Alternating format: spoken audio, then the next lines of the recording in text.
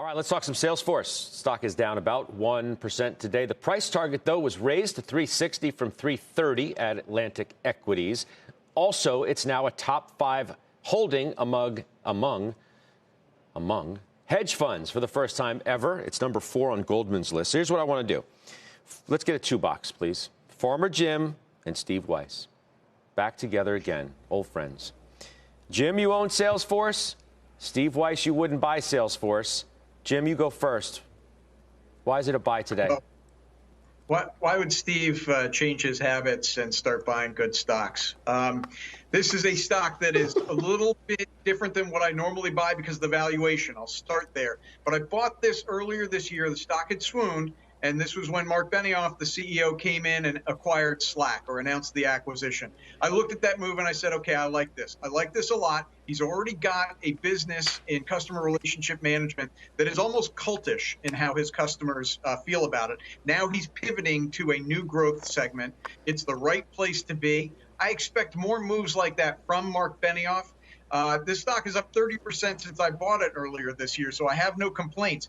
It may come down at some point, particularly as rates go up. I will use that as an excuse to add to the stock. So this is going to be a long-term hold for me. Okay. Steve Weiss, why no touch? Too rich? Well, first of all, I can't agree with Jim because no sense of both of us being wrong. Look, yes, it is too rich, number one. Number two, their models changed a little bit. They had so much organic growth, but as they've got bigger and as their core business started to slow, they have to make bigger and bigger acquisitions. And these large roll-ups, and that's what it's turning into with Slack, which was an expensive acquisition, and others, as Jim, that come down the road.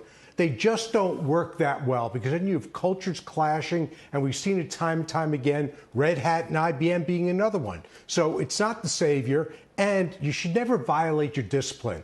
This valuation is egregious. Rates are going higher. And as Jim said earlier in the show, it's not going to work for these high-valued stocks. So I'll talk him out of it later. Jim, I mean, I'm looking at it's like 119 times.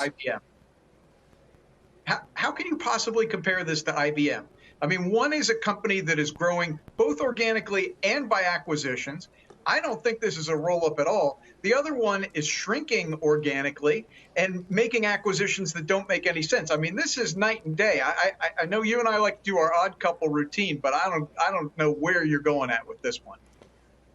I compared it to IBM because, number one, I wanted you to have a frame of reference because you owned IBM, number one. Number two, because of companies that need to make acquisitions when their core growth rate, their organic growth rate, is slowing. Of course, they're different companies, and this is much, much better management. I mean, he's one of my favorite managers of all time. However, this isn't going to save him. Sometimes you get too big for your own good, saturate too much of the market. All right. That's the last word there. To be continued.